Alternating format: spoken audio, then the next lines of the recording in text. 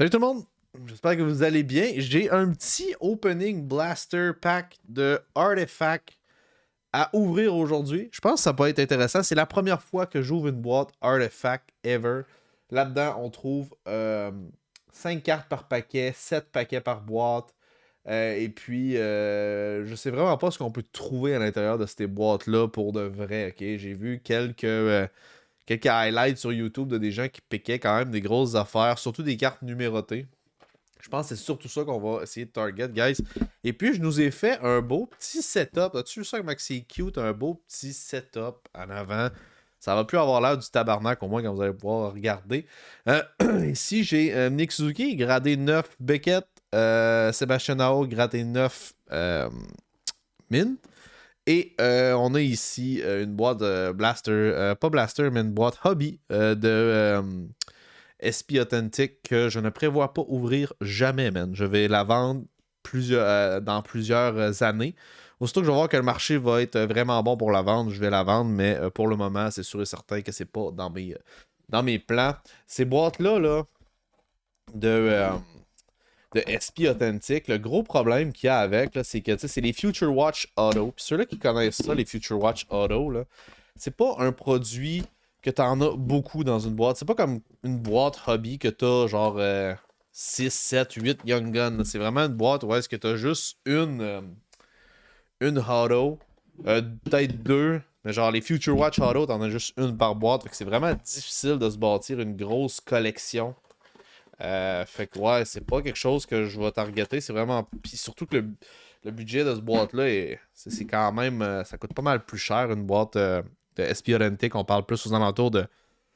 Celle-là, j'ai été chanceux. Je l'ai payé 280 à peu près, 260, mais c'est une boîte qui, sur le marché actuellement, en vaut 350, peut-être même 400 à certains endroits. Donc ouais, Artifact, c'est comme ça. C'est de ça que le pack a l'air.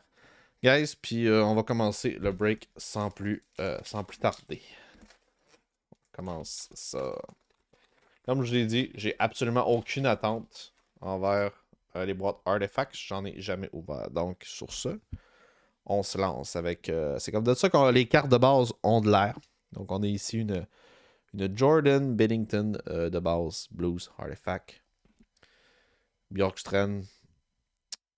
Nylander. Celle-là, vois-tu, je sais pas si c'est une variante ou de quoi, mais vraiment, elle n'a pas le même finish que les autres. On le voit, là.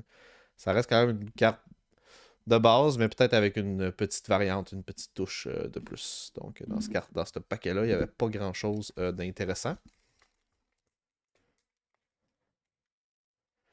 Variante un peu plus, je dirais, bronze. Ouais. Puis comme je vous ai dit, malheureusement, je ne sais pas à quoi m'attendre avec ces packs-là. Je l'ai juste acheté parce que c'est un pack que j'avais jamais acheté auparavant. Donc, c'est parti. On continue avec Riley Zibanejad. Une autre variante un peu plus chromée, c'était mieux. Là. Voracek, JT Miller et Victor Olofsson. La seule chose que j'espère, c'est d'avoir au moins une ou deux cartes numérotées, je pense. Je pense que c'est ça mon objectif. Une ou deux cartes numérotées, ça serait cool. John Carlson, Ty Smith, Rope Inns et Philippe Ornick. Encore une fois, une autre carte de base. Donc là, on a 3 paquets d'ouverts déjà, man. Puis, je peux déjà vous dire que je pense que ce blaster-là nous rencontre probablement pas nos attentes. Ainsi va la vie, hein, comme on dit. Qu'est-ce que je te dise? C'est une boîte retail que j'ai acheté Blaster, fait que c'est sûr qu'il fallait pas s'attendre à des miracles non plus. Mikko Rantanen, Philippe Forsberg. Oh, on a une rookie Artifact, Rasmus Kupari. Essayer de vous la montrer comme du monde. Oh, Rasmus Kupari, rookie. Fait que ça, c'est la version comme Young Gun de Artifact, en fait. There you go. OK. Carter Hart et Carter Verhege de base.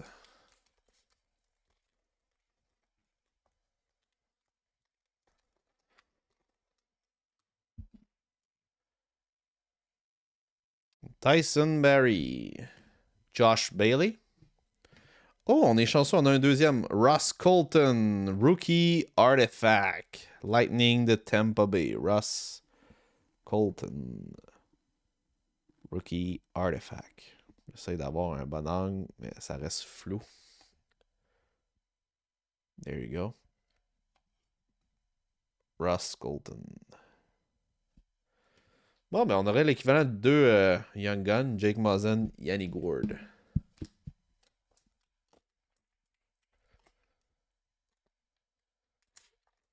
Je vais vous le dire d'avance, c'est pas mon produit préféré, surtout que c'est un produit qui est un peu plus dispendieux que les séries 1, série 2.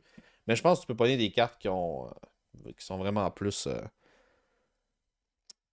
Qui valent beaucoup plus que les autres. Là. Thomas Greisch. Oh, ici, on a une variante, on a dit. Nathan McKinnon, Artifact. On a un genre de background qui n'est pas la même couleur. Je vais la mettre de côté. Oh, Nick Suzuki. Artifact. Je vais la mettre aussi parce que je fais une collection personnelle sur Nick Suzuki. Carte que je n'avais pas. Dernier paquet déjà, guys, de ce petit Blaster Pack Artifact. Une carte numérotée, ça serait cool, hein? On aimerait ça. Dominic Kubalik. Kevin Lakinen. Et non, on va avoir une variante de Ryan Suter. Maxime Comtois.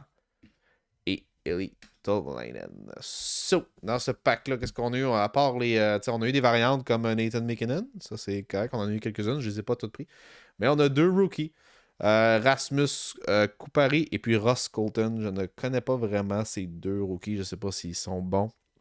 Mais c'est tout ce que j'avais avec ce pack-là pour vous autres, guys. J'espère que vous aurez apprécié ce petit blaster opening. On n'a rien décroché de super. Mais je crois que ça démontre bien ce que vous pouvez pogner avec ce genre de petit blaster-là. Fait que je vous remercie beaucoup d'avoir écouté la vidéo jusqu'à la fin, guys. N'oubliez surtout pas de vous abonner. C'est le bouton rouge en bas de l'écran. C'est gratuit. Ça fait plaisir. On va faire d'autres openings de blaster. J'en ai acheté quelques-uns. Donc, il va en avoir plusieurs pour les blasters. Les petits, j'en ai sur la série 1, sur la série 2 de cette année qui vont s'en venir. Je regarde là-bas, j'ai aussi la Extended et puis les autres années précédentes. Donc, c'est ça. Si tu veux voir d'autres breaks comme celui-là, je t'invite à t'abonner, c'est le bouton rouge au bas de l'écran, c'est gratuit, ça fait plaisir. On est une des rares chaînes francophones qui font ce genre de contenu-là ou qui parlent d'actualité. Tout pas tant sur le Canadien de Montréal. Merci beaucoup d'avoir été là, guys. Peace out.